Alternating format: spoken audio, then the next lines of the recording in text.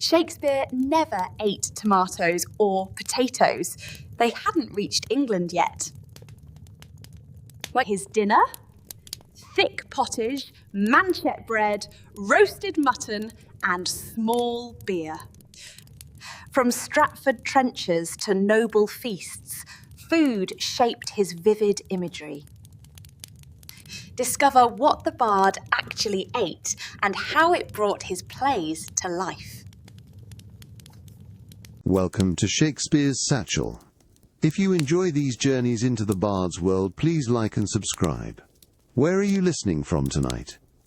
It's a crisp morning in 1575, and you're standing in the bustling market town of Stratford upon Avon, just as the sun begins to filter through the timber-framed houses. You step inside the Shakespeare family home on Henley Street, the air cool but carrying the faint, comforting scent of wood smoke from the hearth. Your breath mists slightly as you move towards the long oak trestle table in the main hall, the heart of the home. Here, before the day's work begins in John Shakespeare's Glover workshop, the family gathers for their breaking fast.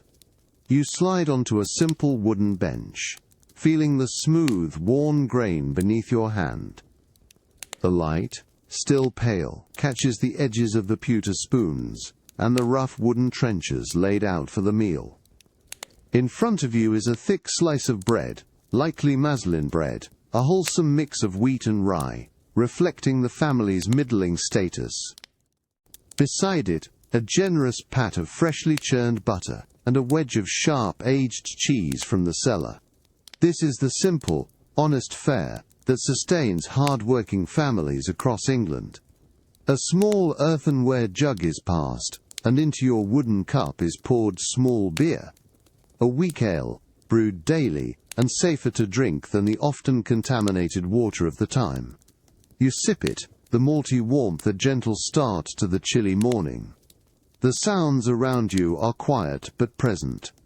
The rustle of clothes, soft murmurs, the distant crow of a rooster. Soon, the apprentices will arrive, and the workshop will come alive with the smell of leather. But for these precious few moments, you share a simple meal, a quiet ritual, connecting you to the everyday life of young William Shakespeare. By the time the sun climbs high, nearing its zenith around 11 or noon, a hunger begins to gnaw. You've been working since dawn, perhaps helping John Shakespeare in his Glover's workshop, the scent of leather now mingling with a more inviting aroma drifting from the main hall. This is dinner, the most substantial meal of the Elizabethan day, a necessary pause to refuel before the afternoon's labours. You return to the oak trestle table, which now holds a large earthenware pot simmering over the hearth. The rich, earthy smell of vegetables and herbs fills the air. This is pottage, the bedrock of most English diets. You watch as a hearty scoop is ladled into your wooden bowl, a thick, nourishing stew of peas, beans and oats, perhaps with turnips or parsnips from the autumn harvest, all softened by hours of gentle cooking. When the family can afford it, a precious piece of mutton, the most common meat, or perhaps pork, is added, providing much-needed protein. Today, a small portion of meat floats amongst the vegetables. For your plate, you receive a trencher, a thick, square slice of stale bread that serves as an edible dish. You pile your pottage onto it, the bread slowly absorbing the flavorful broth. Forks are a rarity, so you use your pewter spoon for the stew and your fingers to tear off pieces of meat and bread. Beside you, a fresh jug of small beer is placed, ensuring a pint or more is always at hand. The communal act of eating, sharing food from a common platter and breaking bread together, is a cornerstone of daily life. This simple, sustaining dinner is the very foundation of Elizabethan eating, a meal young William Shakespeare knew intimately, shaping his understanding of sustenance and community. You step out into the crisp morning air of Stratford upon Avon, the narrow lane winding past familiar timber-framed houses. A new scent is drawing you forward this particular morning, distinct from the usual wood smoke and stable smells, the rich yeasty aroma of baking bread, laced with a faint hint of charring wood. You are heading to the town's communal bakehouse, a vital hub for a community where few homes possessed their own ovens. This weekly ritual is a cornerstone of Elizabethan life, transforming flour and water into the very staff of life. As you approach, the sounds intensify, the dull thud of dough being kneaded, the rhythmic clang of a metal peel, a long-handled shovel used to move loaves in and out of the immense brick oven.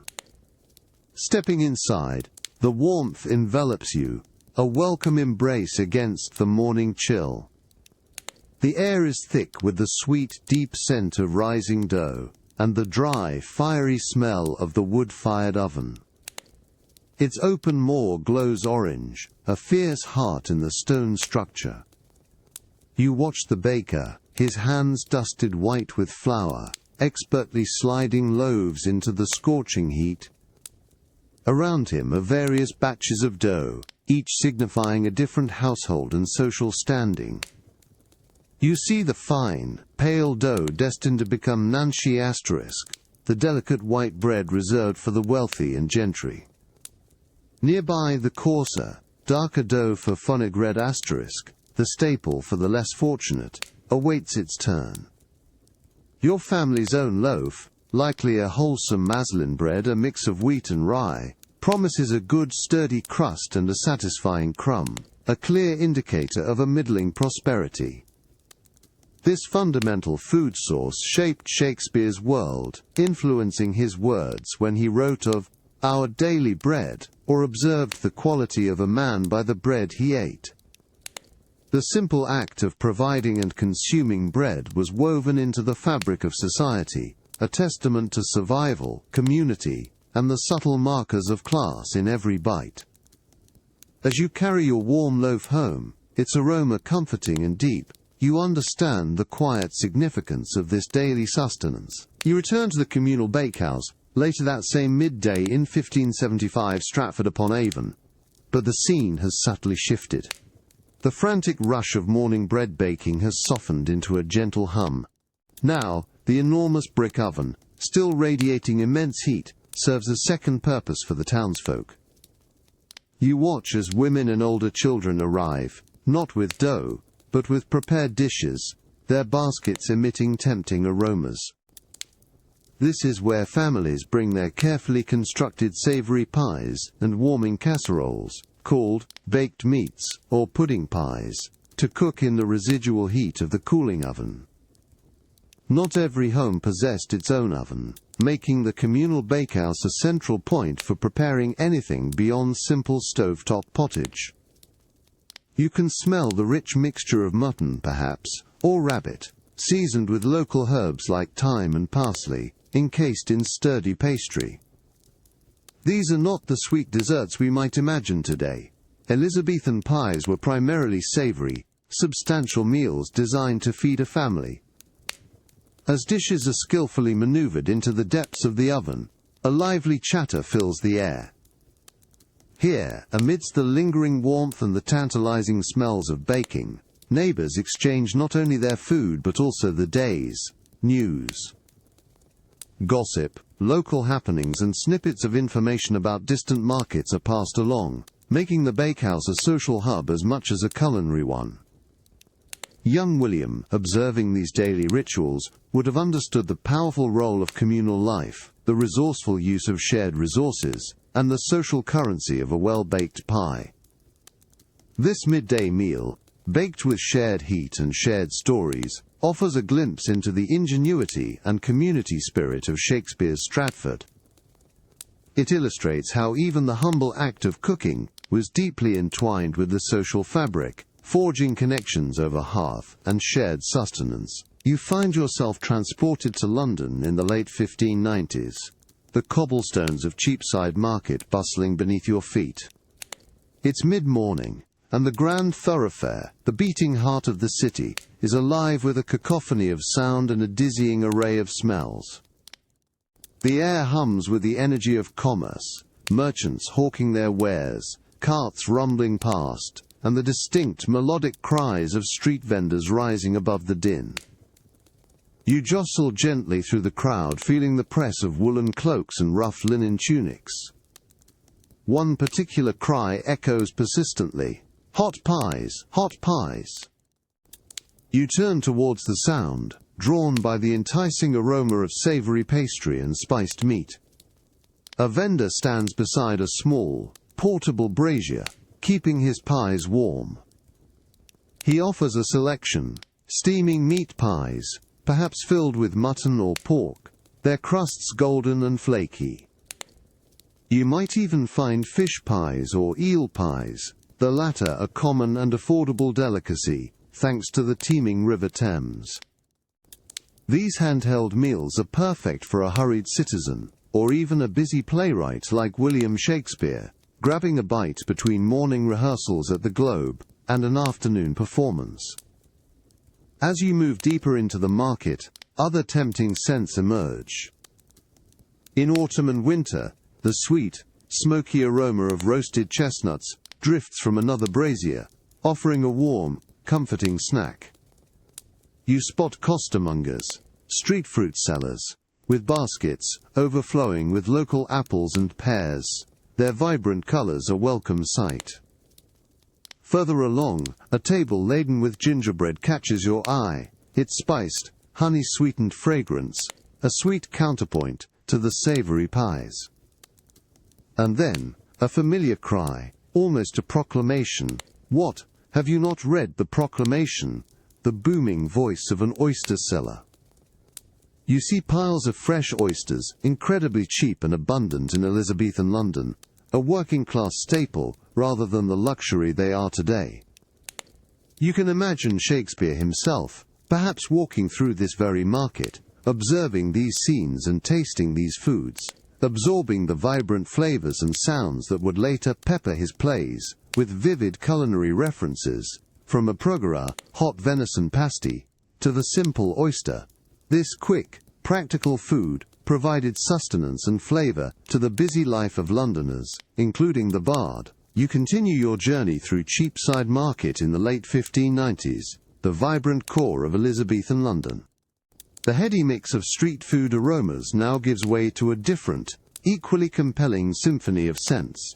The fresh, green fragrance of herbs, and the earthy smell of live animals. You find yourself in the bustling section dedicated to raw provisions, where the daily quest for ingredients unfolds. Here, under the watchful eye of countless shoppers, you're about to participate in the age-old tradition of haggling for your evening meal. You approach a stall laden with fresh green bounty.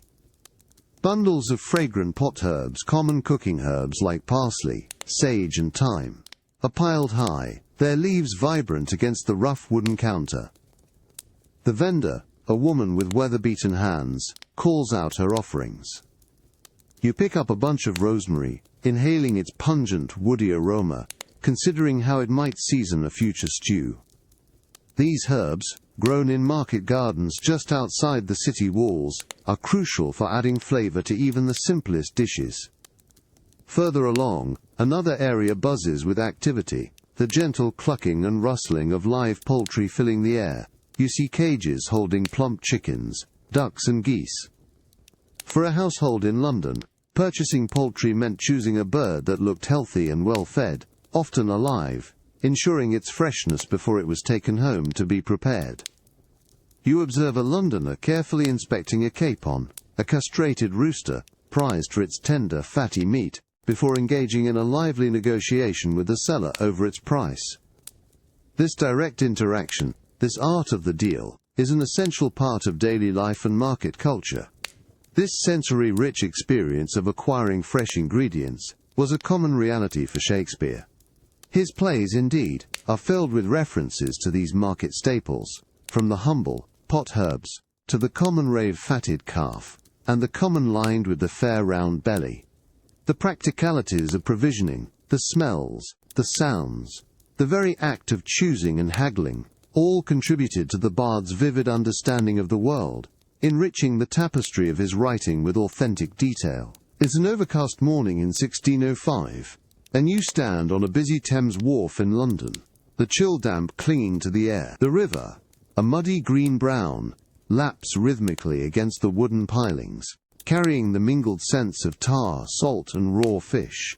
Around you, the wharf is a hive of activity. Dock workers shout, heavy goods creak as they are moved, and the gulls cry overhead. This is where the city's lifeblood arrives, not just exotic spices from far-off lands, but essential foodstuffs that sustain the vast populace. Your attention is drawn to a large wooden barrel, weathered and stained, being carefully rolled off a lighter, a small boat used to transfer cargo from larger ships. This particular barrel has journeyed from distant fishing grounds, perhaps even Iceland, its contents crucial to many London tables. As the cooper, the barrel maker, begins to pry open its wooden staves, a pungent, unmistakable aroma fills the air, salted cod. You lean closer, observing as the thick white layers of salt are carefully scraped away, revealing stiff, flattened fish beneath. The cod, preserved through a meticulous process of salting and drying, feels surprisingly firm to the touch, its texture almost like wood, until it is rehydrated. This method of food preservation is vital in an era without refrigeration, allowing fish to be transported across great distances and stored for months. You imagine the long journey these fish have made, a silent testament to human ingenuity in battling scarcity and ensuring sustenance. Salted fish, particularly cod and herring, formed a bedrock of the Elizabethan and Jacobean diet, not just out of necessity but also religious observance. Fridays and the 40 days of Lent demanded abstinence from meat, making fish an indispensable part of weekly meals for all social classes. This universal requirement means that William Shakespeare, like every other Londoner, would have been intimately familiar with the taste and texture of this preserved catch, perhaps even encountering the familiar stockfish references in his own plays. This humble barrel of cod, vital and unglamorous, connects you directly to the practical realities of eating in Shakespeare's bustling world. It's Friday morning in 1605, and you are now in the bustling kitchen of a merchant's house near the Thames, far from the chill damp of the wharf. The air here is warm from the hearth, and a large wooden tub holds the stiff, dry pieces of salted cod you observed yesterday. They've been soaking overnight, their rigid forms slowly softening, shedding much of their excess salt into the water, which has been changed several times. This meticulous process of rehydration is essential before the fish can be cooked and eaten. As a kitchen maid carefully lifts a softened piece of cod from the water, you notice its newfound pliability, a satisfying transformation from wood-like stiffness to supple flesh. The distinct, briny aroma still lingers, but it is less harsh, mingled now with the earthy scents of root vegetables simmering in another pot. The cook, a no-nonsense woman with flour-dusted hands, instructs an apprentice to chop onions, carrots and parsnips, robust flavors that will complement the fish. The cod is then placed into a large iron pot, covered with fresh water, and set to simmer gently over the open fire. It won't be fried, as richer oils and fats are often avoided on fast days. The kitchen fills with a steaming, savory scent as the fish slowly cooks, its flesh gradually becoming tender enough to flake easily. You watch as it is served on a pewter platter, accompanied by the boiled vegetables and a sharp mustard sauce, a popular condiment often used to add zest to plainer dishes. You take a piece, its texture resilient yet yielding. The taste is undeniably salty, a deep flavor that tells of its preservation journey, but softened by the hours of preparation and cooking. Paired with a generous slice of dark rye bread and a cup of ale, this meal is nourishing and satisfying. For Shakespeare and his contemporaries, fish on Fridays or throughout the 40 days of Lent was not merely a culinary choice, it was a religious obligation. This ubiquitous dietary requirement deeply influenced his language, often contrasting flesh and vernon fish to highlight life's varying fortunes and the rhythms of Elizabethan existence. This simple, honest meal connects you directly to the practical realities of a London household. It's a brisk midday in 1595 London, and you find yourself amidst the purposeful bustle of a guildhall, a central meeting place for merchants and craftsmen. The air inside is thick with the mingled scents of many bodies, wood smoke from the vast hearth, and the savoury aroma of a communal meal. As an apprentice, your days are long and arduous, filled with learning the intricacies of your trade. Now, your stomach growls with a hunger earned through honest toil, and you join the other apprentices and journeymen gathering at long, sturdy wooden tables. The clatter of wooden bowls and pewter spoons fills the hall, a rhythmic accompaniment to the low murmur of conversation. Today's main dish is peas pudding asterisk, a staple of the Elizabethan working diet, and its comforting steam rises invitingly. You take your place at the table, a solid wooden bowl placed before you. Into it, a serving spoon plunges, delivering a generous dollop of the thick, starchy concoction. Peas pudding is made from dried, split peas boiled until soft, then mashed or sieved into a smooth, savoury paste, often seasoned with a little salt and pepper, and sometimes enriched with a small piece of bacon or ham, if the guildmaster is feeling generous. You lift your spoon, its weight familiar in your hand, and taste the pudding. It's hearty and warming, its texture dense and satisfying, designed to fill hungry bellies and provide lasting energy. The flavour is earthy, a deep, honest taste that speaks of simple, nourishing ingredients.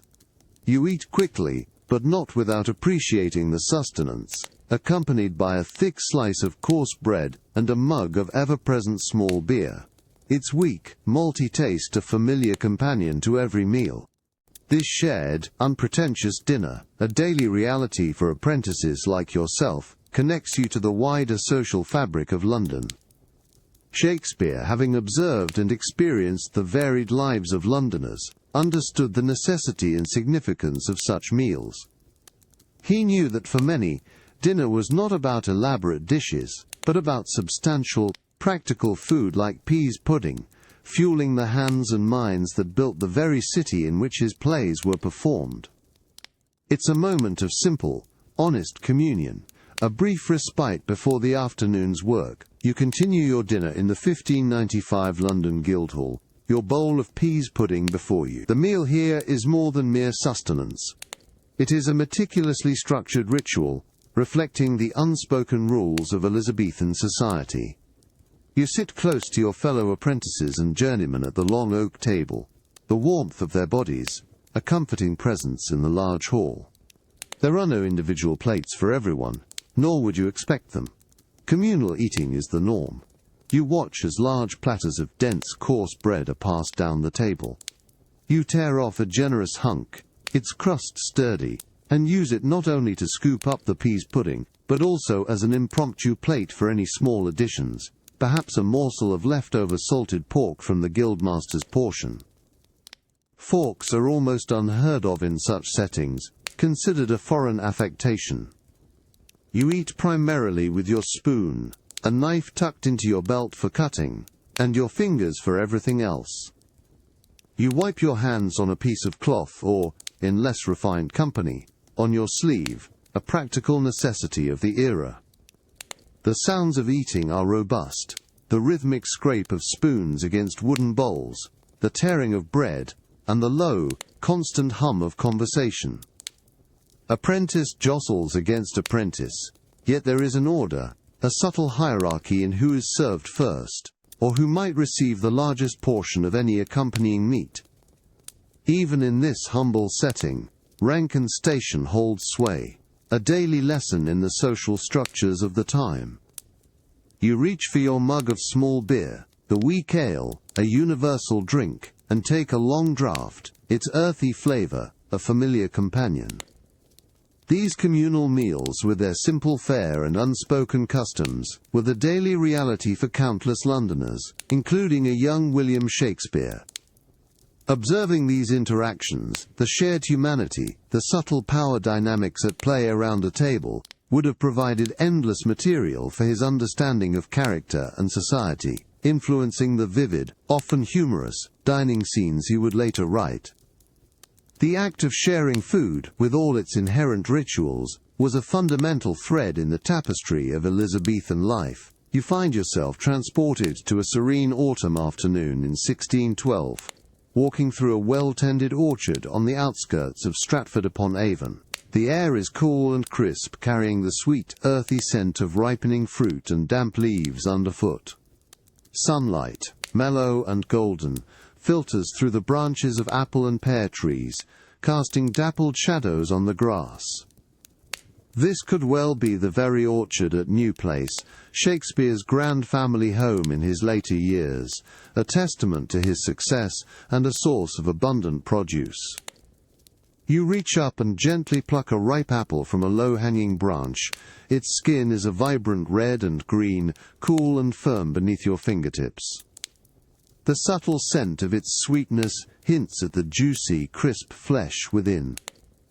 This is not just any fruit. Apples were ubiquitous in Elizabethan England, a cherished and vital part of the diet, consumed fresh when abundant and carefully stored to last through the harsh winter months. You remember Shakespeare's character Falstaff, who would comfort me with apples, a simple yet profound testament to their comforting presence. Around you other fruit trees are heavy with their bounty, blushing pears, purple plums, and clusters of late-season cherries. The ground beneath some of the trees is already dotted with fallen fruit, a feast for local wildlife, and a reminder of nature's generous cycles. This time of year, autumn, is a period of both abundance and diligent preparation. You know that much of this fruit will be dried, made into preserves, or carefully placed in cool, dark cellars, allowing families to enjoy their sweetness long after the harvest has passed. The quiet rustling of leaves in the gentle breeze, the soft thud of a falling apple, and the sweet, clean scent of the fruit connect you to a timeless rhythm of life. For Shakespeare, a man deeply attuned to nature, this annual cycle of harvest, preservation, and eventual consumption would have been a constant backdrop to his thoughts and a rich source of imagery. The simple apple, so common yet so vital, was a powerful symbol of life, comfort, and the enduring bounty of the land. Following your peaceful stroll through the sun-dappled orchard in 1612, you now turn your attention to the bustling activity of cider making. You are in a rustic shed adjacent to the main house at New Place, the air thick, with the overwhelmingly sweet and slightly tangy scent of countless crushed apples. It's a scent that speaks of autumn's bounty, and the promise of a refreshing drink to sustain through the winter. Before you stands a robust wooden apple press, a marvel of simple engineering. A large pile of apples, some bruised from their fall, others freshly picked, awaits their transformation. You watch as a burly worker feeds them into a *scratter*, a primitive grinder, which tears them into a coarse pulp, or *pomace. The rhythmic crunching sound, followed by the softer squish as the fruit is broken down, fills the shed. The air is surprisingly sticky, a fine mist of apple juice clinging to everything, glistening in the shafts of light that pierce the dusty interior. Next, the pomace is carefully layered into frames, separated by coarse cloths, then stacked within the press. A long wooden laver, requiring considerable strength, begins its slow, deliberate descent. With each creak of the timbers, a trickle of amber liquid appears, growing into a steady stream. This is the must, the fresh, unfiltered apple juice. You lean closer, fascinated, as the raw essence of the apples flows into a waiting barrel, the sweet aroma, now tinged with an incipient, yeasty promise of fermentation. A generous cup of this fresh must is offered to you. You take a sip and the taste is exhilarating. Bright, tart, and intensely sweet, carrying the full flavor of the autumn apples. It's a pure, unadulterated taste of the season, quite different from the stronger fermented cider it will become. This simple, natural beverage made directly from the land was a common drink in apple-rich regions like Warwickshire, often consumed daily by the Shakespeare family. The process itself, from tree to press, reveals the resourcefulness and cyclical rhythms of Elizabethan life, where even fruit was transformed, becoming a vital, comforting part of the domestic economy and a familiar sensory experience for the bard. It's just after dusk in 1600, and you step out of the chill, lamplit streets of Southwark, pushing open a heavy oak door into the comforting warmth and lively din of a bustling tavern. The air immediately envelops you, thick with the rich yeasty scent of malted grain, mingling with wood smoke from the hearth and the lingering aroma of roasted meats. This is a common haunt for actors, playwrights and merchants from the nearby Globe Theatre district, a social hub where stories unfold, alongside tankards of drink. The interior is dim, lit by flickering tallow candles and the glow of a roaring fire. Long communal tables, scarred by countless elbows and spilt drinks, invite easy conversation. You hear the murmur of many voices, a convivial symphony of laughter, hushed whispers, and boisterous boasts. The clinking of pewter mugs against wood, and the occasional strum of a lute from a corner musician, weave through the air. You navigate through the throng, finding a vacant spot on a bench at a shed table. A serving wench, her apron stained, soon approaches. You order a tankard of ale, the ubiquitous drink of the English working class. You know that unlike ale, which is brewed without hops, beer contains hops, giving it a more bitter, preserving quality. But tonight, the smooth, malty sweetness of traditional ale calls to you. She places a heavy pewter mug before you, its surface cool against your palm. You lift it and take a deep draught, the warmth spreading through you, the honest flavor of molten yeast, a familiar comfort. Around you, conversations swirl, news from the court, the latest play's success, a wager on a bear baiting. These taverns are the true beating heart of London's social and literary world. You can easily picture William Shakespeare at a similar table, perhaps with Ben Jonson, observing the myriad characters, soaking in their dialogue, their humours, and their very human appetites, gathering inspiration for the vivid tavern scenes and earthy language that would fill his plays. As the evening deepens, you find a quiet contentment in this shared warmth and camaraderie, a profound connection to the daily life of the bard's London. The warmth of the Southwark Tavern in 1600 continues to settle around you, contrasting with the darkening streets outside. Having enjoyed your ale, a simple hunger returns. Dinner was hours ago, and for many Londoners, including a working playwright like William Shakespeare, supper would be a lighter affair, often cold or composed of easily prepared items. You catch the eye of the serving wench again, and request a plate of oysters, a surprisingly common and affordable choice for the evening. Soon, a small, rough wooden platter is placed before you, laden with a dozen freshly shucked oysters. They lie glistening in their pearly shells, their pale, fleshy bodies cool and plump, rimmed with a clear, briny liquid. The faint scent of the sea, clean and sharp, rises from the plate. Alongside them, a half-loaf of dark brown bread, perhaps maslin or even rye, is set down, its crust thick and inviting, offering a sturdy contrast to the delicate seafood. You pick up an oyster shell, feeling its cold, irregular surface. With a practiced motion, you slide the mollusk from its shell, tasting it. The immediate sensation is a burst of cool, saline freshness, followed by a soft, almost creamy texture that gives way to a faint chewiness. It's a taste that speaks directly of the Thames, from which these abundant oysters were harvested daily. This is not the refined luxury food of today, but a workingman's staple, packed with sustenance and flavor, easily acquired from street vendors or enjoyed in taverns. You tear off a piece of the coarse brown bread, its earthy flavor grounding the briny tang of the oyster.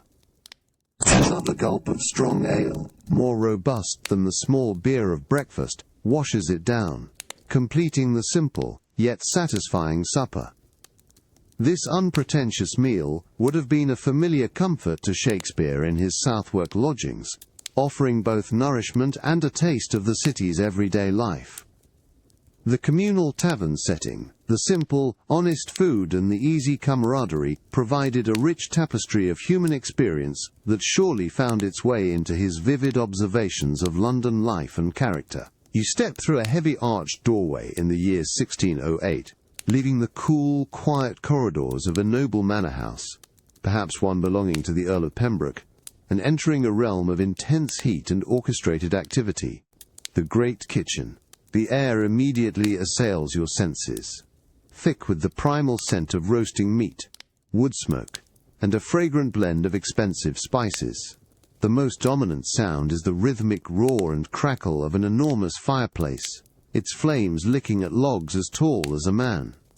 Before this formidable hearth, several servants work a series of spits-long metal rods, each slowly turning a large joint of meat over the open flame. You see a whole capon, its skin already browning to a golden crisp, dripping fat into a pan below. Nearby, a substantial piece of venison, likely from the Lord's own hunting grounds, sizzles, releasing an incredibly rich, savory aroma that fills every corner of the vast room. The heat is formidable, sweat beading on the brows of the cooks and scullery maids, who move with practiced efficiency despite the demanding conditions.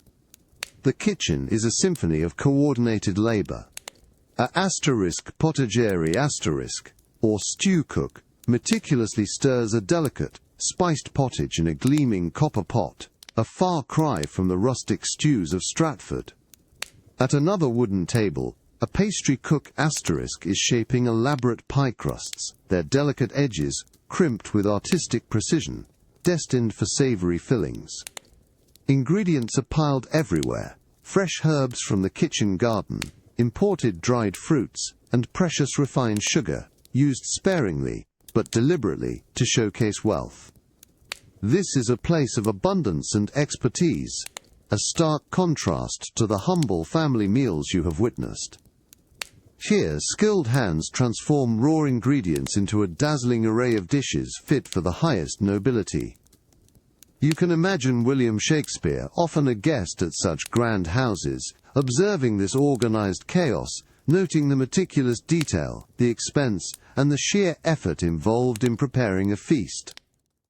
His intimate knowledge of these grand kitchens, their sights, sounds, and smells, would deeply inform the rich culinary tapestry of his banquet scenes, where food signifies not just sustenance, but status, celebration, and sometimes even deception. Emerging from the intense heat of the great kitchen in 1608, you now find yourself in a slightly cooler, yet still bustling antechamber of the noble manor house. The air here, while still redolent with the deep, savory smells of roasted meats, carries a more refined anticipation. Your task is at the carving station, a sturdy wooden block where the kitchen's masterpieces undergo their final preparation before gracing the Lord's high table. Before you, still steaming, rests a majestic roast, perhaps the capon, now a burnished golden brown, or a large joint of succulent venison. Its perfectly browned exterior glistens, a testament to hours of careful turning on the spits over the roaring kitchen fire. The aroma is almost overwhelming, a rich, earthy scent that promises tender, flavorful meat within. This isn't just sustenance, it's a centerpiece, a symbol of the household's wealth and the skill of its cooks. You grasp a sharp, heavy carving knife, its polished steel glinting in the lamplight. With a practiced hand, you make the first precise cut. The knife slides through the crisp skin and yielding flesh with a satisfying thwack *, releasing a fresh burst of aroma and a cascade of savory juices that collect in the shallow well around the roast. Your goal is not merely to sever, but to create elegant, uniform slices, each a perfect offering.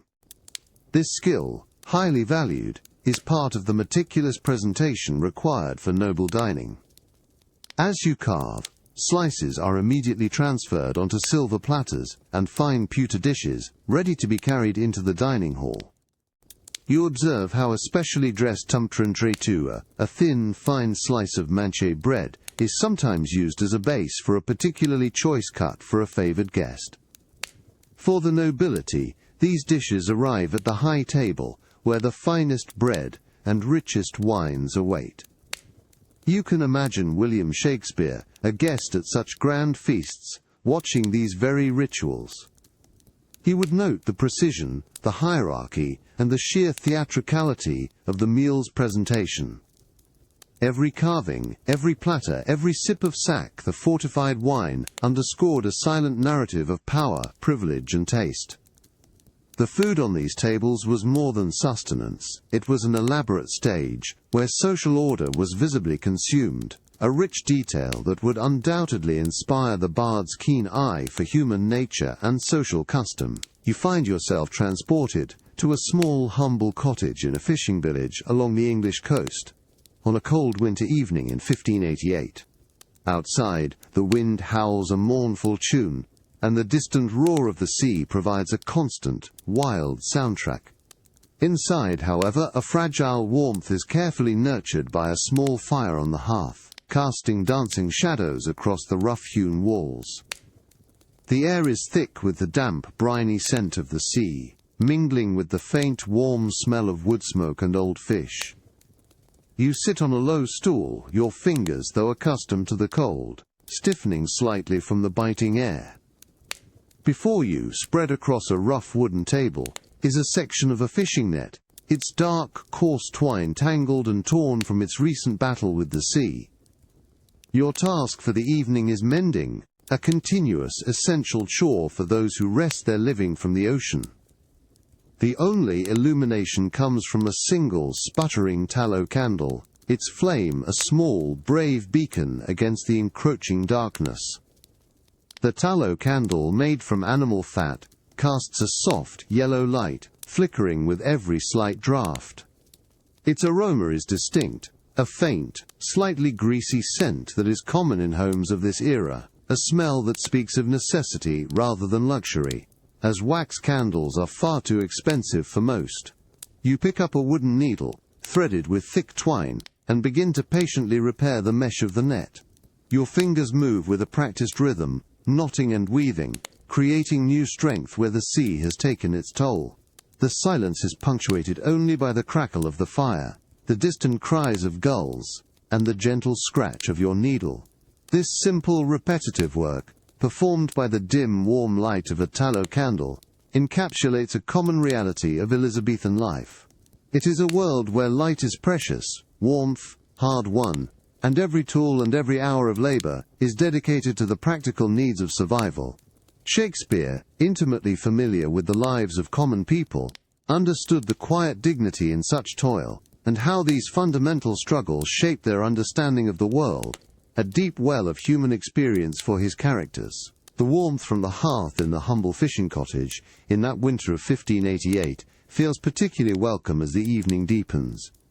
The dim, flickering light of the tallow candle now illuminates a simple supper laid out on the worn wooden table. This is the last meal of the day, a light and comforting conclusion after hours of mending nets by hand.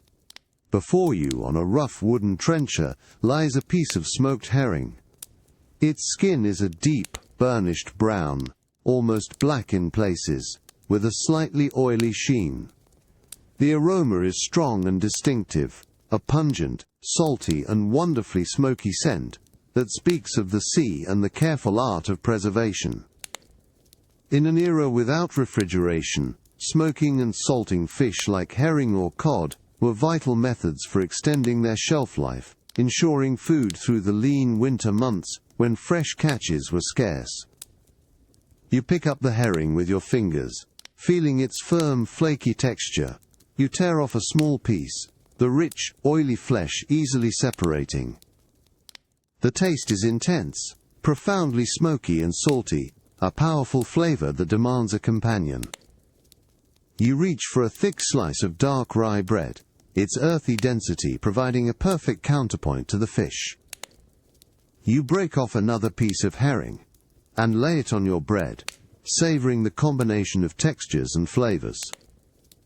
A sturdy wooden mug, already a familiar friend from earlier meals, holds small beer, the weak ale that is a constant source of hydration and mild sustenance. You drink, the malty liquid washing down the rich fish, preparing you for a night's rest.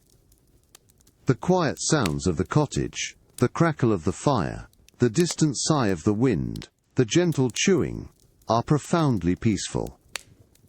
This simple supper, born of necessity and ingenuity, represents the enduring resilience of Elizabethan life.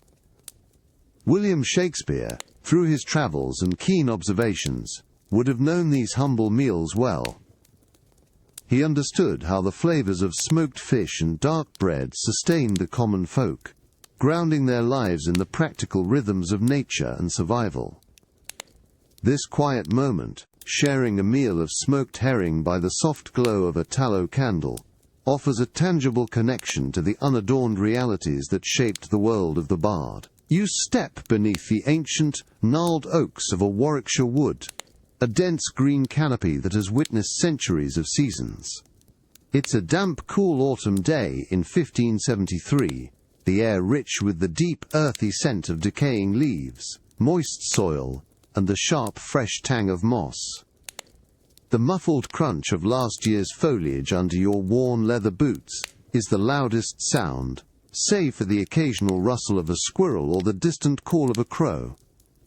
This is the natural larder of Elizabethan England, a place where families, particularly those of modest means, would supplement their diet with nature's bounty. Your eyes, keenly trained, scan the shadowed forest floor. You're searching for mushrooms, a seasonal treasure.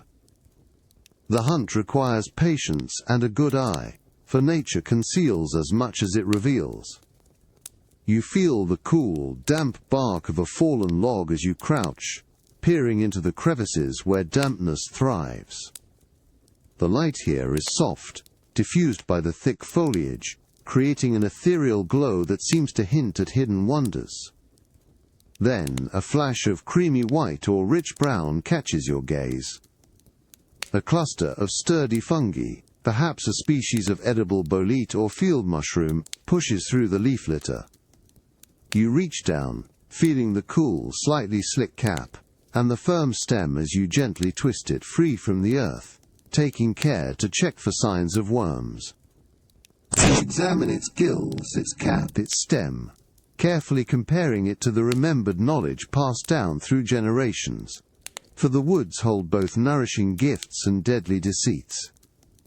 Knowing which mushrooms were safe to eat was a vital, life-saving skill, a part of the deep, practical knowledge of the natural world. This intimate act of foraging, of drawing sustenance directly from the land, was a common experience for young William Shakespeare growing up in Stratford. He would have roamed these very woods, learning the secrets of the forest, recognizing the edible from the poisonous, and understanding the profound connection between nature and survival. This direct, sensory engagement with the natural world, its hidden treasures and subtle dangers, no doubt enriched his understanding of the world, shaping the vivid imagery he would later weave into his plays, where nature's wild bounty often reflects human fortune. You return from the damp woods of Warwickshire to the modest warmth of a country cottage in 1573, the basket heavy with your day's gathering. The air inside, carefully warmed by a small, efficient fire on the hearth, offers a welcome respite from the autumn chill.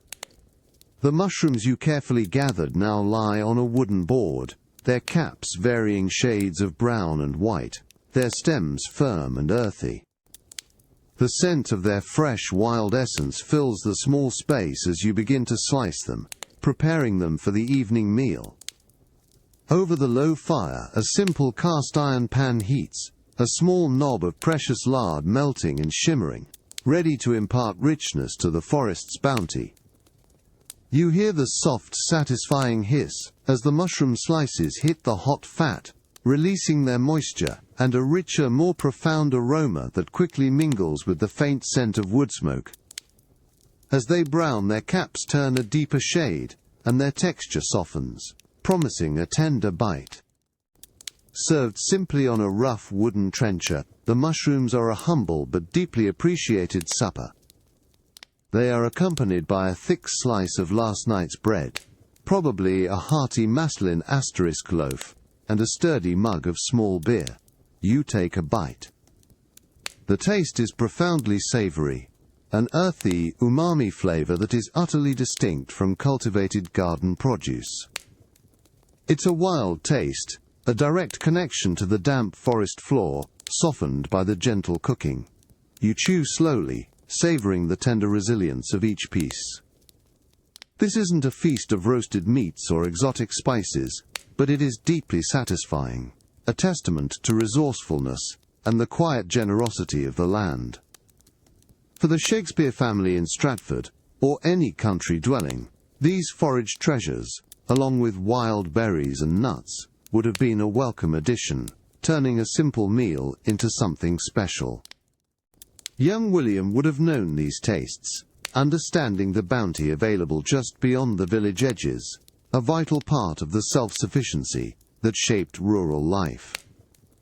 This intimate connection to the earth, its hidden gifts and changing seasons, provided a profound understanding of nature's cycles, filtering into his works as metaphors for life's ebbs and flows, prosperity, and hardship. As darkness fully settles, you appreciate the honest flavors that have nourished you, connecting you to the very pulse of Elizabethan existence. You find yourself in London on a crisp Shrove Tuesday morning in 1603, standing before a bustling butcher's stall in Eastcheap. The air is cold but thick with the earthy metallic scent of freshly cut meat and sawdust spread on the cobblestones. Around you, the market is particularly lively today, filled with an urgent energy. Everyone knows that after this day, a 40-day period of fasting, known as Lent, will begin, during which meat is forbidden. So this is the last opportunity for families to indulge in rich, fatty foods before the lean days of fish and pottage. You watch the butcher, a man of formidable size and skill as he works. He wields his cleaver with confident, powerful strokes. With each swing, a sharp, resonant, confident chait echoes through the market as the heavy blade connects with the sturdy wooden block, severing bone and sinew with practiced ease. Large joints of beef and mutton, the most common and prized meats, hang from hooks, their cold, raw forms a stark testament to the day's purpose. You feel the chill from the exposed cuts, a visceral reminder of the raw realities of food preparation. Customers jostle for position, their voices a low hum of chatter and eager requests. You observe a Londoner pointing to a particularly well-fatted piece of pork, its white, marbling a promise of flavour.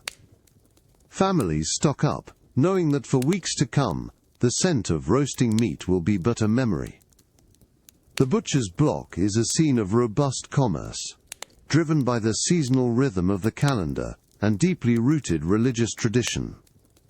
This vivid scene, the sights and sounds of a meat market on the cusp of Lent, would have been intimately familiar to William Shakespeare. He understood the rhythm of these days, the human desire for indulgence before constraint, and the social significance of meat, which often denoted status and celebration. This practical, sensory world of preparing for feast and famine, of the sharp cleaver and the hungry crowd, provided him with a rich understanding of human appetite and the enduring cycles that shaped Elizabethan life. You remain at the bustling Eastcheap butcher's stall on that lively Shrove Tuesday morning in 1603, the sharp ringing of the cleaver still echoing as the butcher prepares his cuts. Now it's your turn to choose for your pre-Lenten feast.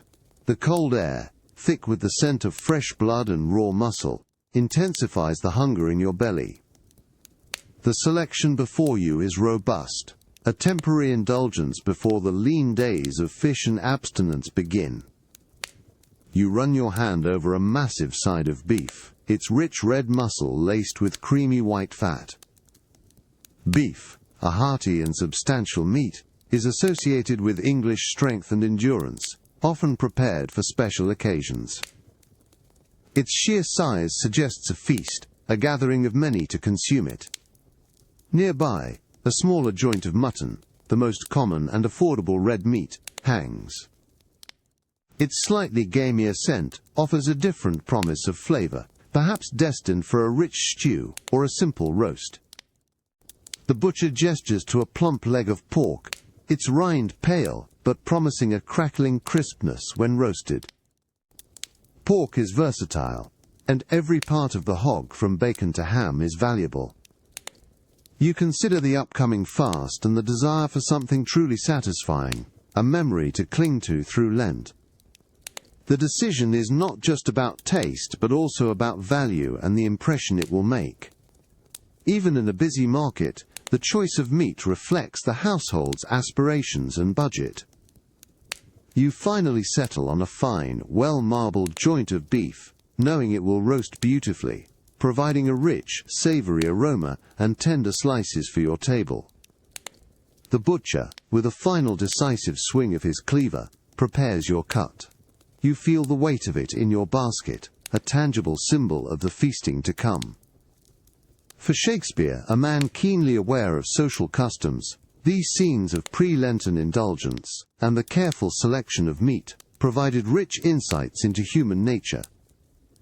He understood how food, from the Martelmas beef, salted for winter to the celebratory roast, was deeply intertwined with tradition, status, and the very rhythm of Elizabethan life. This act of choosing your feast connects you to the deep-seated joys and practicalities of his world. You find yourself in 1600, on a bleak, rainy afternoon, somewhere on the weary road between London and Stratford. The relentless drumming of rain on your soaked cloak has chilled you to the bone, and the muddy track beneath your boots seems unending. Then, like a beacon in the grey, the welcoming sign of a traveller's inn appears through the mist. You push open the heavy wooden door, and a wave of warmth and inviting aromas immediately washes over you, chasing away the damp chill. Inside, the inn's common room is a comforting haven. The air is thick with the scent of wood smoke from a roaring hearth, mingled with the savoury promise of roasting meat and the earthy tang of freshly brewed ale. The low murmur of voices, the clinking of pewter mugs, and the occasional burst of laughter create a convivial atmosphere that banishes the loneliness of the road. You find a seat at a rough-hewn table near the fire, its warmth quickly permeating your damp clothing. A robust *hosteler, the innkeeper, approaches, his face ruddy from the heat of the kitchen. You order the most comforting thing imaginable on such a day, a hot meat pie, a staple of any good inn or tavern. Soon, a steaming pie is placed before you, its golden brown crust glistening with a savoury sheen. The aroma is intoxicating, a rich blend of tender meat, likely mutton or beef, seasoned with herbs and thick gravy, all encased in a flaky pastry. Meat pies were not just street food. They were the convenient, hearty sustenance that fueled travellers and townsfolk alike. You break through the crust with your knife, revealing the dark, succulent filling. The first bite is an explosion of warmth and deep, savoury flavours, easing the last vestiges of cold from your body. You accompany it with a fresh tankard of strong ale, its malty bitterness, a perfect complement to the richness of the pie. The rough wooden table, the glowing firelight, and the simple, honest food create a profound sense of comfort. Shakespeare, a frequent traveller between his two worlds, knew this exact relief. He understood the solace of a hot meal in a strange inn, the human need for warmth and sustenance on a journey. These experiences undoubtedly enriched his understanding of the common man's world, providing him with endless observations about appetites, comforts, and the simple, enduring pleasures of Elizabethan life. As you finish your pie, a quiet satisfaction settles over you, a shared human experience across centuries. The last crumbs of your hot meat pie have been savoured. and the warmth from the food and the inn's hearth in 1600 now truly settles deep within you. The driving rain outside is a distant memory, replaced by the comforting ambience of the common room. You lean back on the sturdy wooden bench, observing the tapestry of life unfolding around you. This is more than just a place to eat. It is a vital hub of Elizabethan society, a crossroads for all manner of travellers and locals. At your shared table, a merchant from London animatedly describes the latest news from the royal court, his voice rising and falling with theatrical flair. Across from you, a farmer, his hands calloused from the soil, listens intently, occasionally interjecting with a question about crop prices in distant markets. Nearby, a group of apprentices, perhaps returning from delivering goods, share boisterous laughter over a fresh round of ale, their young faces flushed with good humour and the heat of the fire. The air hums with a rich blend of regional accents and distinct London cadences. You hear snippets of gossip, fragments of local tales, and news from towns hours or days away, all exchanged over shared tankards of ale and simple fare. This informal exchange of information is crucial in a world without newspapers or rapid communication. Deals are struck, friendships forged, and stories spun. The smoky air carries the scent of clay pipes, a new habit imported from the Americas, adding another layer to the sensory experience. For William Shakespeare, a man who traversed these very roads between Stratford and London, such inns were invaluable wellsprings of human experience. He would sit just as you do, absorbing the myriad of characters, their dialects, their triumphs, and their travails. The braggart, the melancholic, the shrewd dealer, all provided fodder for the vivid personalities that populate his plays, from Falstaff's witty banter to the plain speech of country folk. As the candle flames gently dance and the conversations soften into a steady murmur, you feel a deep connection to this timeless human ritual. This moment of shared humanity in a traveller's inn, warmed by the fire and simple fellowship, illustrates how even the most ordinary of settings profoundly shaped the extraordinary world of the bard. You find yourself swept into the vibrant energy of the Globe Theatre on a sunny afternoon in 1605, standing shoulder to shoulder with hundreds of other Londoners in the open-air yard.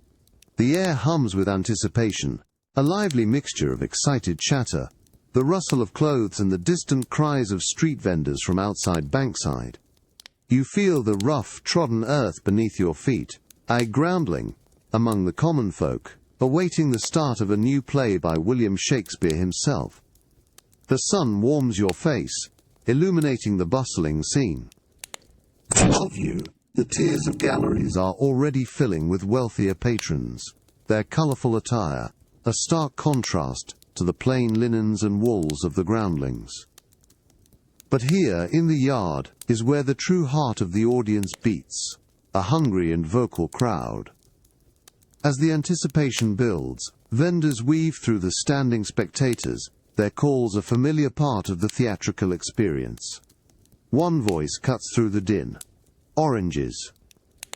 Sweet oranges. You turn as a vendor pushes past, his basket overflowing with bright citrus. You purchase a few, feeling their firm, cool weight in your hand, inhaling their sharp, refreshing aroma. Imported from warmer climes, oranges are a treasured treat, their juicy, segmented flesh, a welcome burst of sweetness in the warm theatre.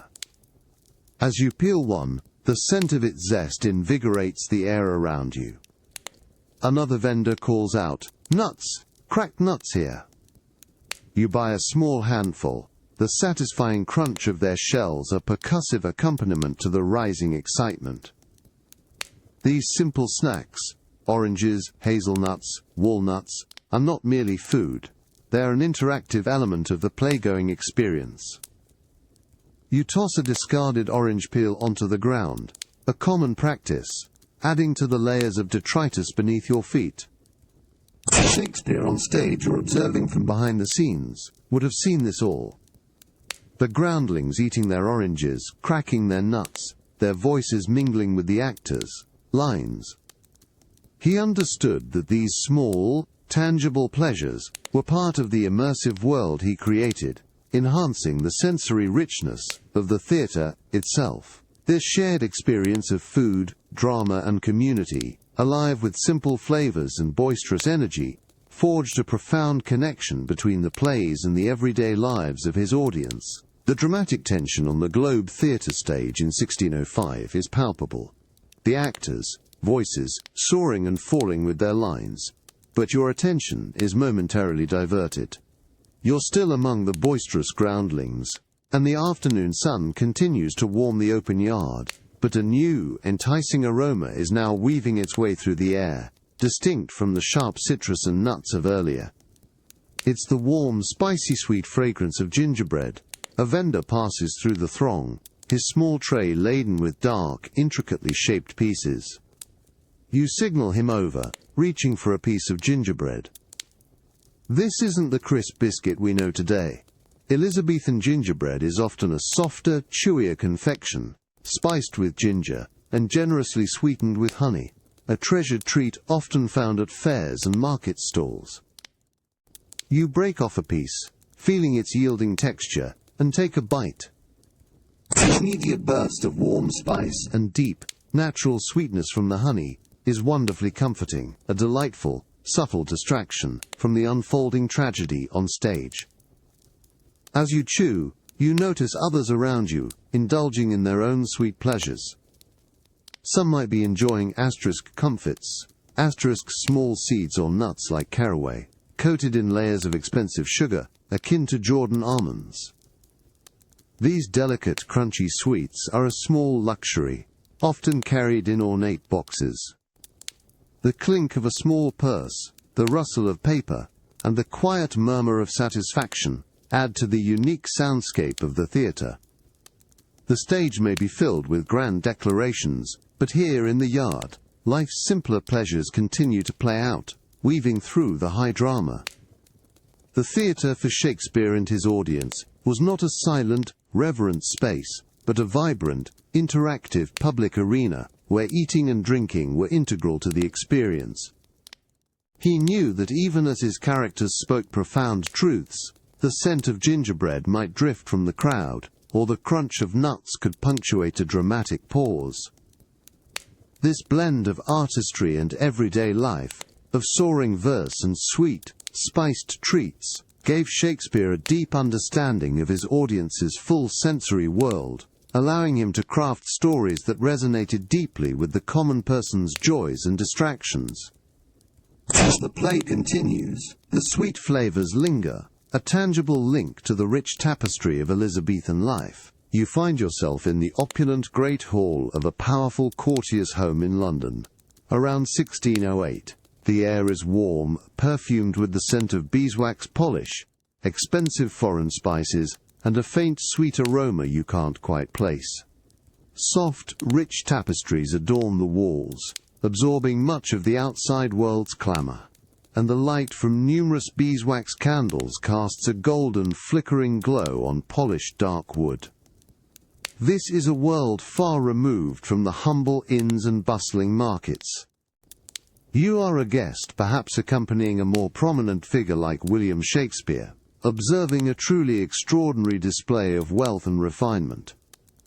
Dinner, a multi-course affair lasting hours, has just concluded, and now the sweet course, or banquet, is presented. On the long linen-draped table, alongside gleaming silver plate, sit delicate confections that are almost too beautiful to eat. These are the sweetmeats and subtleties designed not just for taste, but for visual spectacle. Your eye is drawn to a small, intricate sculpture made of marchpane, or marzipan, a paste of ground almonds and sugar. It might be a miniature castle, or a fantastical beast, an edible work of art. The very presence of such an item speaks volumes, for the main ingredient, refined sugar, is a staggeringly expensive luxury, imported from distant lands. For most Elizabethans, honey is the primary sweetener. Sugar is reserved for the very wealthy, its conspicuous consumption a clear display of status. You notice with a subtle glance that some of the older nobility have notably dark teeth, a mark of their lifelong indulgence in this precious commodity. A servant, impeccably dressed, offers you a small piece of candied fruit, glistening with a crystalline coating. You take it, feeling its surprisingly delicate weight. The moment you place it on your tongue, an explosion of pure, intense sweetness, unlike anything you have tasted, blossoms in your mouth.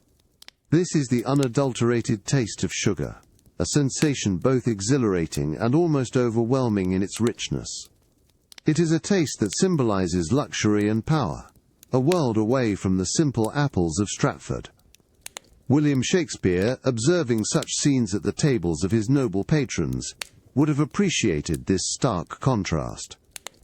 He understood that food was a language of social status, and sugar, in its rarity and exquisite sweetness, spoke volumes about ambition, indulgence, and the intoxicating allure of wealth. This single sweet bite connects you to a taste that was, for the vast majority, an unimaginable dream, a powerful symbol of the era's stratified culinary landscape. You linger in the gilded warmth of the courtier's home, around 1608, still enveloped by the extraordinary sweetness of the refined sugar you just tasted. The banquet or sweet course is a lavish display not only of culinary skill, but of immense wealth. The intricate marchpane sculptures, artfully crafted from almond paste, and that precious sugar, are now being carefully admired before consumption. Their delicate, almost porcelain-like texture invites a touch, revealing their true, edible nature. You observe the crystalline shimmer of the sugar itself, often presented in conical loaves, or as tiny perfect comfits individual seeds or spices, like caraway, coated in many layers of hardened sugar, almost like tiny edible jewels. Each grain of this pure white sugar represents an enormous expense, a testament to the arduous journey from distant sugarcane plantations. This is not the familiar earthy sweetness of honey that most Elizabethans know. This is an almost aggressive, dazzling sweetness, designed to overwhelm and impress. Consider the stark contrast this provides to the daily diets of common folk, whose primary sweetener is honey, and whose meals are built on thick pottage and coarse bread. For the nobility, however, sugar is consumed with a visible abandon, a declaration of status that even manifests in their physical being. You notice, as you subtly glance at some of the older, wealthier guests, a shared characteristic: their teeth, often dark and decayed, a direct result of a lifetime of consuming this prized, yet destructive, luxury. Queen Elizabeth herself was known for her blackened teeth. William Shakespeare, a keen observer of human nature and social custom, would have seen this stark reality firsthand. He understood that sugar, a new and intoxicating luxury, was more than just a flavor. It was a potent symbol of power, indulgence, and the often corrupting allure of excessive wealth. His sugared sonnets speak of flattering words, sweet on the tongue, but sometimes lacking sincerity, a metaphor born from his intimate knowledge of such costly confections. This encounter with refined sugar offers a profound glimpse into the stratified world of Elizabethan dining, where every dish, every ingredient, told a story of its origins, its cost, and the social standing of those who consumed it. As the sweet taste gently fades, you are left to ponder how such a simple indulgence could hold such complex layers of meaning in Shakespeare's vibrant world. You step into the stillroom of a prosperous household, in late summer 1599, somewhere in the English countryside. This is a quieter, more fragrant space than the bustling kitchen, often overseen by the mistress of the house. The air here is a delicate blend of floral and herbal scents, particularly the sweet, calming aroma of lavender, and the fresh, subtle perfume of rose petals. Gentle sunlight filters through a small casement window, illuminating motes of dust dancing in the air. Before you stands a gleaming copper still asterisk, its serpentine coil catching the light. This is where aromatic waters and essential oils are carefully distilled, a vital task for both culinary and medicinal purposes. You observe the meticulous process. Fresh lavender spikes and fragrant rose petals gathered from the abundant summer garden are placed into the body of the still with water.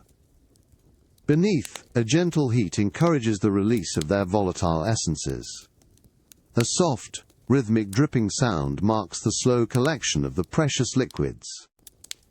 You watch as a clear, subtly scented stream of Tudor rosewater asterisk emerges, collected into small, stoppered glass bottles. Its fragrance is pure and concentrated, a distillation of summer itself. Rosewater, along with other floral waters, is not merely for perfuming the body. It is a prized ingredient in Elizabethan cooking, used to flavor delicate sweetmeats, puddings, and even some savory dishes, adding a layer of refinement. The still room is a testament to the ingenuity of the era, transforming nature's bounty into ingredients that enhance flavor and well-being.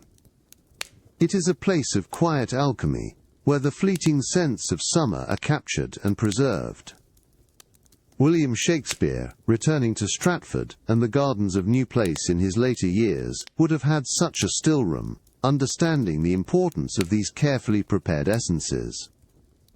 He knew the poetic power of a scent, how the rose doth smell as sweet by any other name, a sensory truth that found its way into his lyrical verse. This delicate, fragrant process offers a glimpse into the subtle art of Elizabethan household management, and the unexpected ways nature's beauty was brought to the table. The gentle hum of the copper still in the prosperous household stillroom, circa 1599, continues its quiet work. But your eyes now wander beyond the intricate distillation process. Here, in this airy, fragrant space dedicated to preserving nature's fleeting gifts, other meticulous activities unfold. Sunlight filters through a small casement window, illuminating motes of dust dancing in the air, thick with the concentrated aromas of drying botanicals. From the rafters, bundles of herbs hang upside down, rustling softly in the faint breeze. You reach up to touch a hanging bunch of marjoram, its leaves brittle and crisp, the scent intensified and sharpened in its dried form.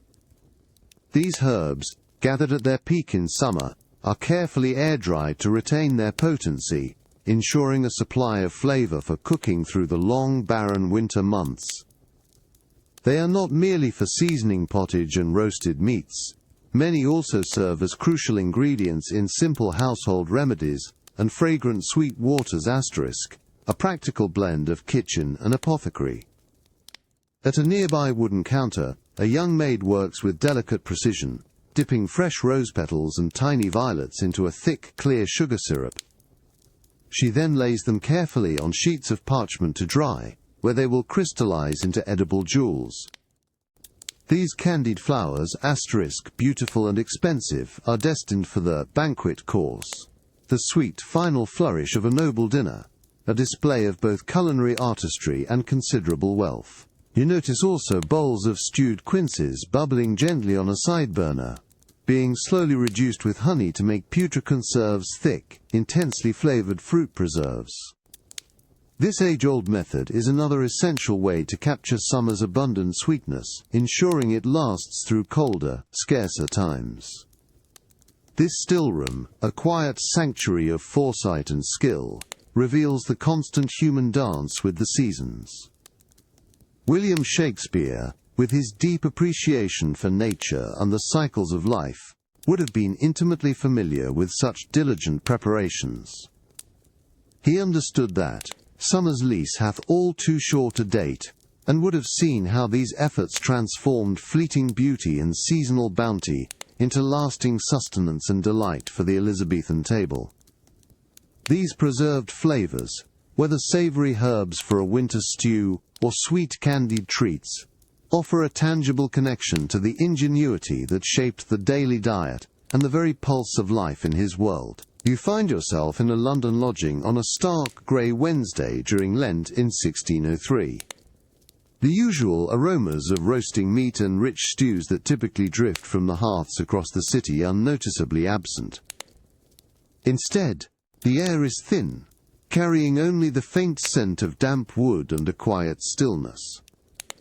This is a day of fasting, a spiritual and physical discipline observed by many during the 40 days leading up to Easter, a profound rhythm in the religious calendar that shapes the Elizabethan year. As morning stretches towards midday, your stomach emits a soft, hollow rumble, a subtle but persistent reminder of the absence of your usual substantial breakfast. You've had only a draught of water this morning, or perhaps a sip of small beer, a concession to hydration rather than nourishment. The customary bread, butter and cheese are set aside, their absence a tangible marker of the day's quiet sacrifice. You might feel a slight lightness in your head, a different kind of clarity, born of an empty stomach. The sounds of the city seem muted, perhaps because your senses are sharpened by hunger, or perhaps because the day itself holds a more subdued energy. There's less boisterous chatter, fewer cries from street vendors offering hot pies, replaced by a quiet discipline that permeates households and workplaces. This isn't a day of feasting, but of reflection and restraint, a deliberate turning away from worldly indulgence. You perform your daily tasks with a slightly diminished vigor, conserving energy, focusing your mind. This forced simplicity, this stripping away of ordinary comforts, makes you keenly aware of the body's fundamental needs, and the deep significance of daily bread when it is present.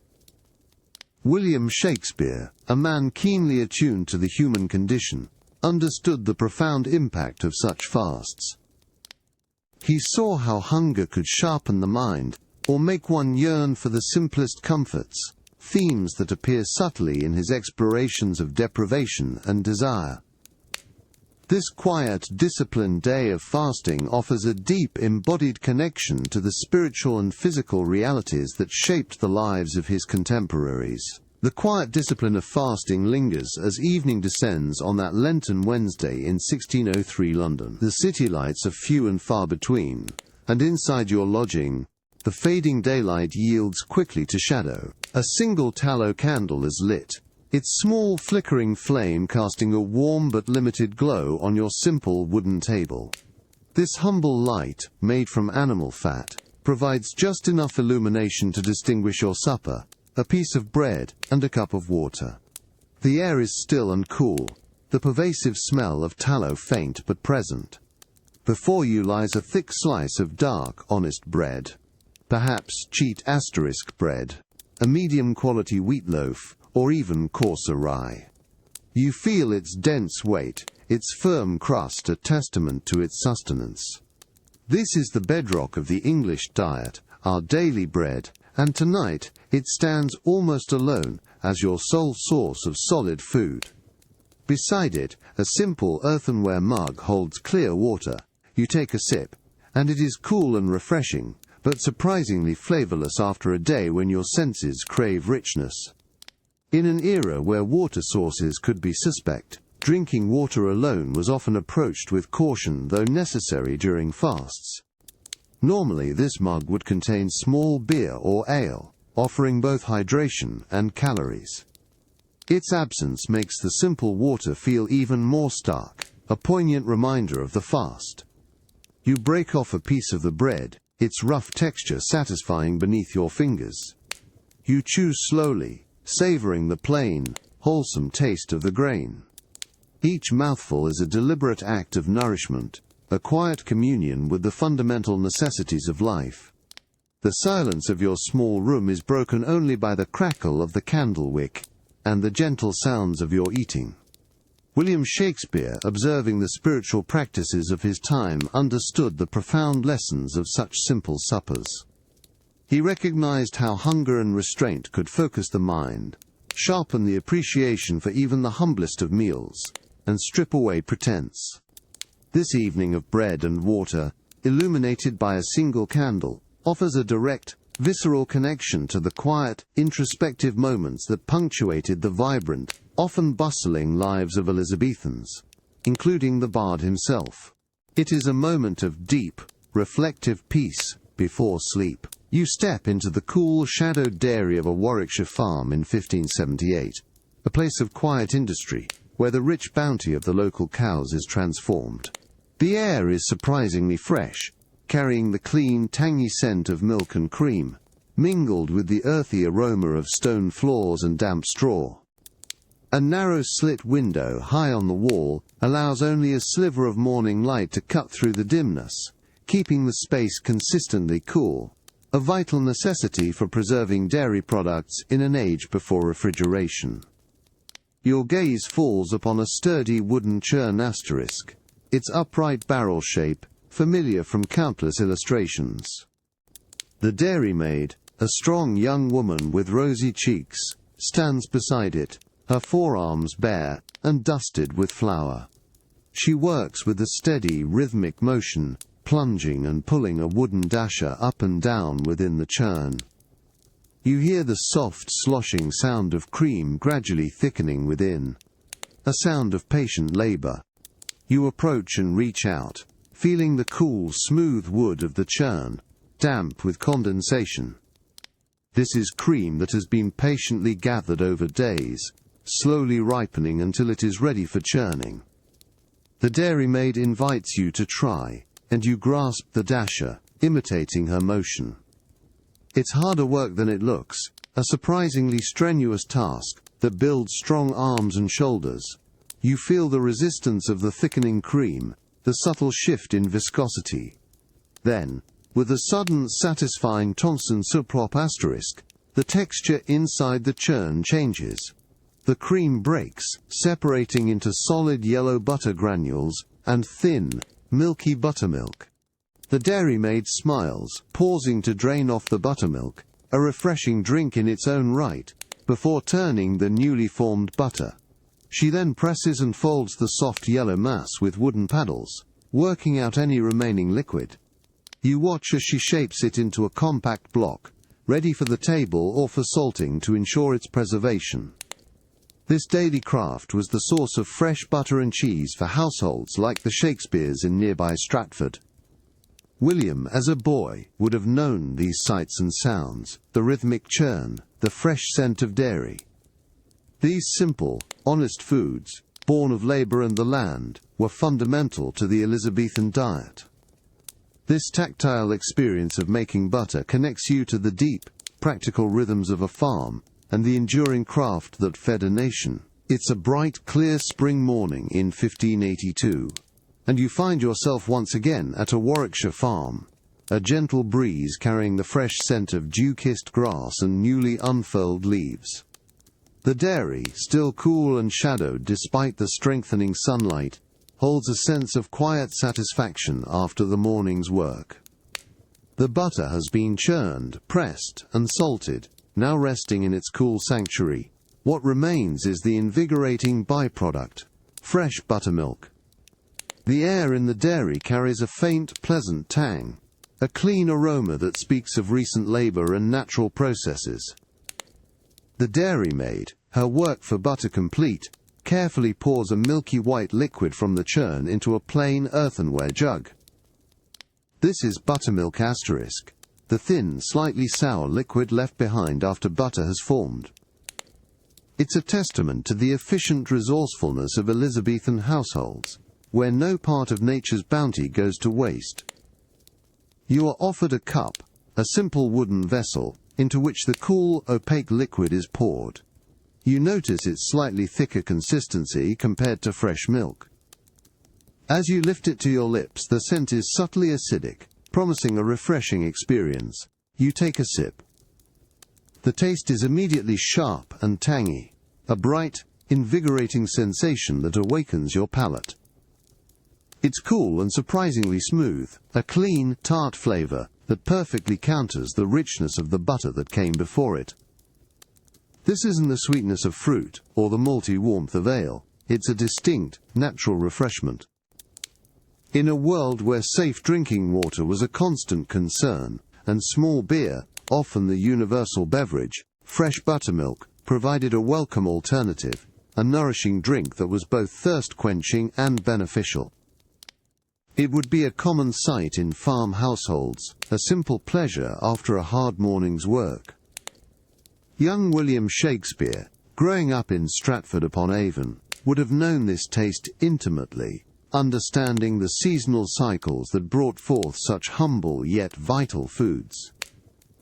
This refreshing draught of buttermilk, born of the dairymaid's craft on a warm spring morning, connects you to the deep, practical rhythms of Elizabethan rural life, and the enduring human appreciation for honest, natural sustenance. It is a moment of pure, unadorned pleasure, reflecting the simple realities that fed the bard's world. You are a soldier in 1596, trudging along a muddy, rutted track, somewhere in a remote part of the English countryside. The air is cold and damp, biting at your exposed skin, and the sky overhead is a uniform, cheerless grey. Your shoulders ache from the weight of your pack, and your stomach growls with a persistent, gnawing emptiness. This is the hard reality of campaigning, far from the warmth of a tavern or the comforts of home. As midday approaches, the order to halt is given, a welcome reprieve. You collapse onto a fallen log, your breath misting in the cold air. From your canvas satchel, you pull out your daily ration, a stark contrast to the abundant feasts or simple family meals you've experienced elsewhere. Your hand closes around a piece of hardtack asterisk, a dense, unleavened biscuit baked hard for longevity. It is dry and almost entirely flavorless, its purpose solely to provide calories and stave off true hunger. You break off a piece with considerable effort. It requires real force to crack. The texture is akin to hardened wood, offering no give. As you chew, it's a deliberate, slow process, designed to moisten the biscuit enough to swallow. Its dry, starchy taste offers little pleasure, yet you consume it with a soldier's grim determination, understanding its vital role in your survival on the march. Alongside the hardtack, you have a small portion of tray-dried beef asterisk, a thin, leathery strip that has been salted and air-dried to prevent spoilage. You tear off a piece, its texture tough and fibrous, requiring long, slow chewing to break down.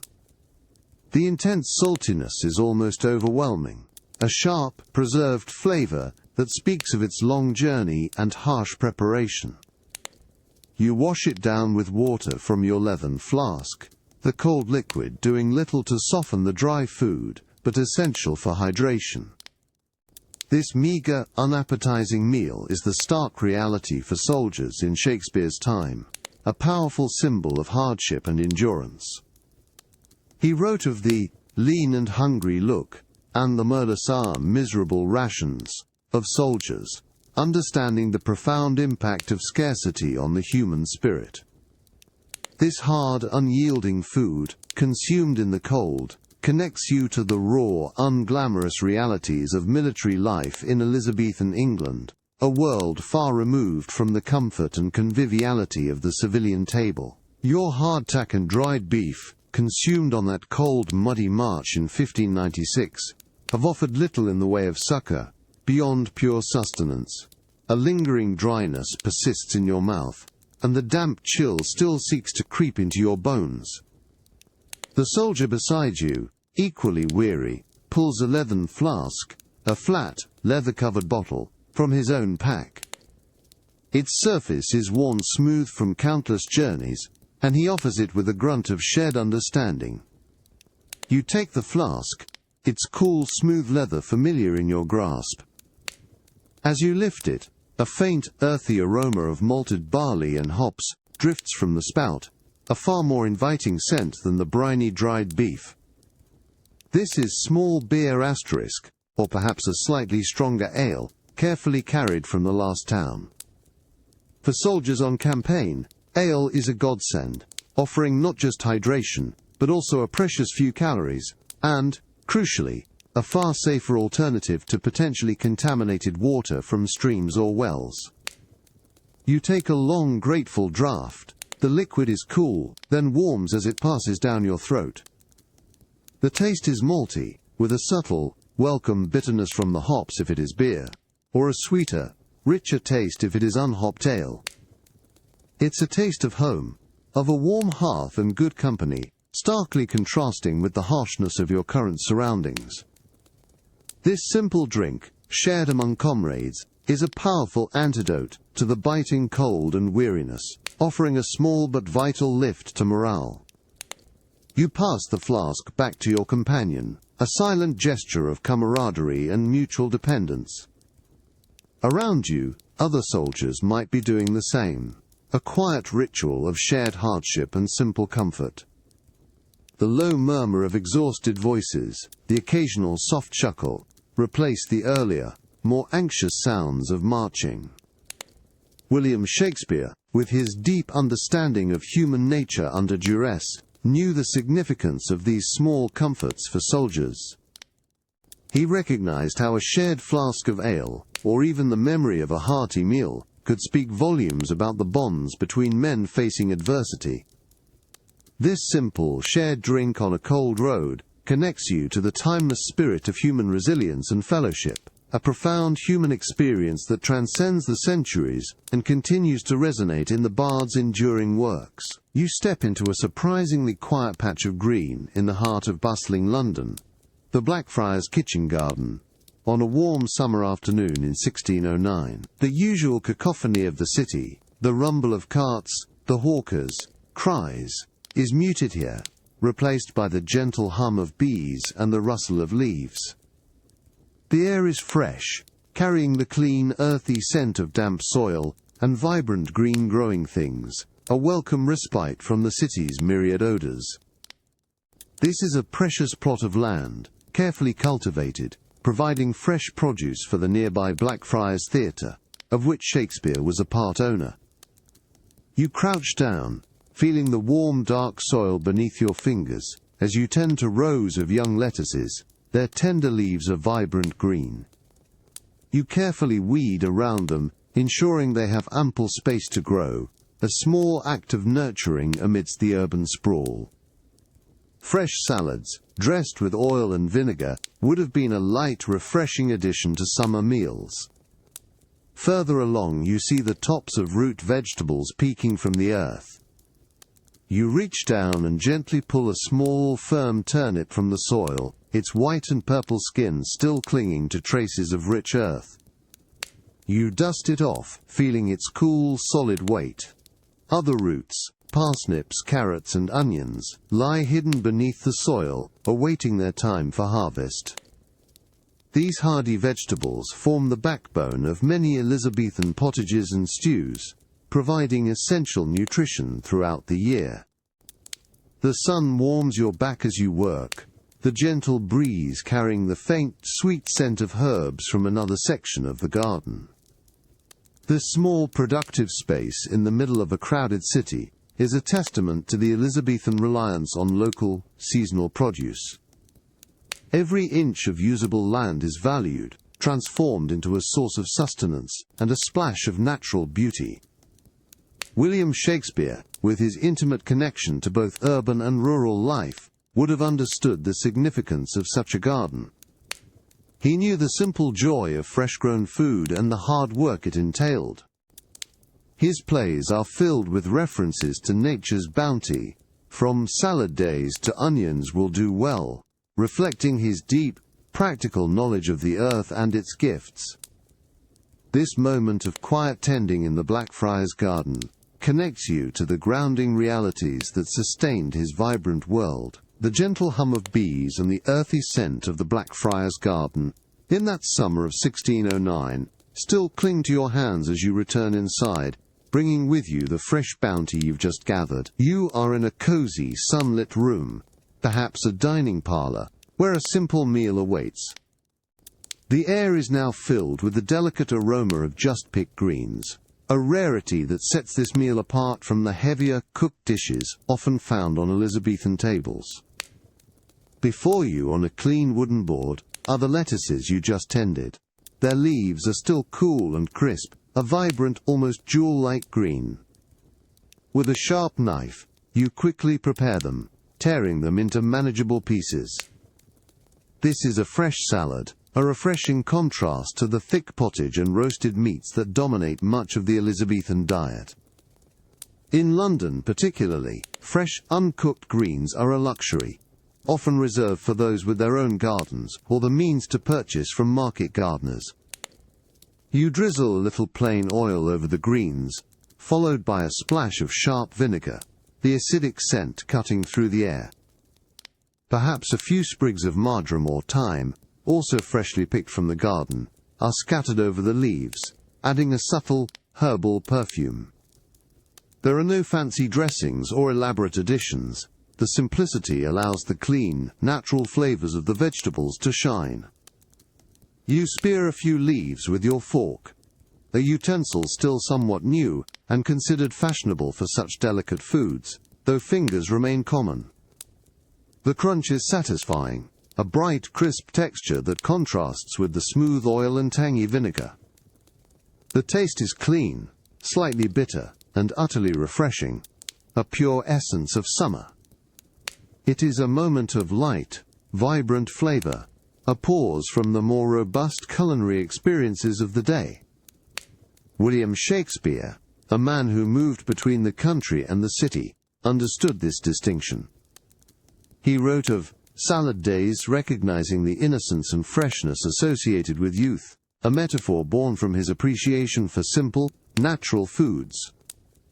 This fresh salad, plucked from the heart of London, offers a tangible connection to the quiet joys and refined tastes that also punctuated the varied culinary landscape of his era, reminding you of the ingenuity that allowed fresh flavors to flourish even in the bustling city. You are in Stratford-upon-Avon, in the quiet, firelit dining room of New Place, William Shakespeare's grand family home, on a mild evening in 1614.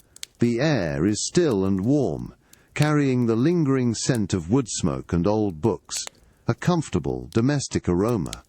After decades spent in the bustling chaos of London's theatre scene, Shakespeare has retired here, to his birthplace, living as a respected gentleman. The boisterous feasts of noble patrons are behind him. Tonight, supper is a more intimate affair. You sit at a polished oak table, the surface smooth and cool beneath your hand. The only illumination comes from a few beeswax candles, their flames casting soft, dancing shadows that make the familiar room feel even cozier. Before you, on a well-worn pewter plate, rests a simple, comforting meal. Unlike the midday dinner, supper is typically lighter, often composed of leftovers or easily prepared staples. Tonight, your plate holds a generous slice of cheese, firm and slightly salty, perhaps from a local dairy. Beside it, a few slices of cold roasted mutton from yesterday's dinner, its flavor mellowed overnight. A crusty hunk of good quality manchet bread *, fine white wheat bread, sits ready to be torn and dipped. The mingled aromas of dairy, cool meat and fresh bread are profoundly homely.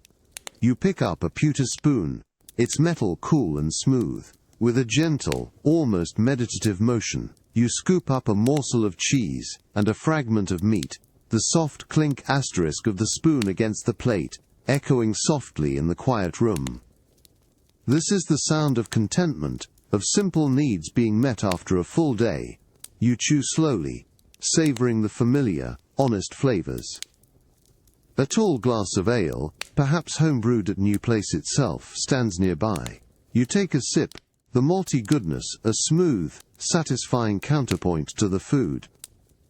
The conversation, if any, is quiet, reflecting the contemplative peace of the evening. For Shakespeare, now in his final years, this quiet domesticity, the simple sustenance of his home, would have been deeply cherished.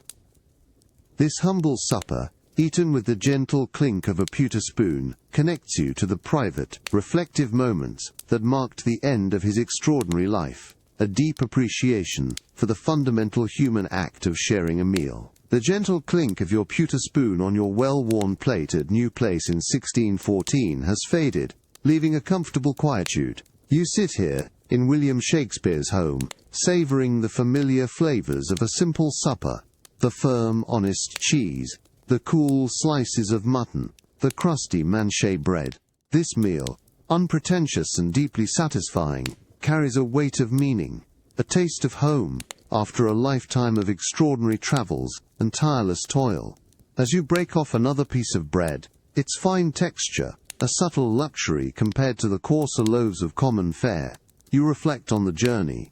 You've tasted the thick pottage of a Stratford childhood, grabbed hot meat pies from bustling London street vendors between plays, and even experienced the dazzling sugar-laden subtleties at noble feasts.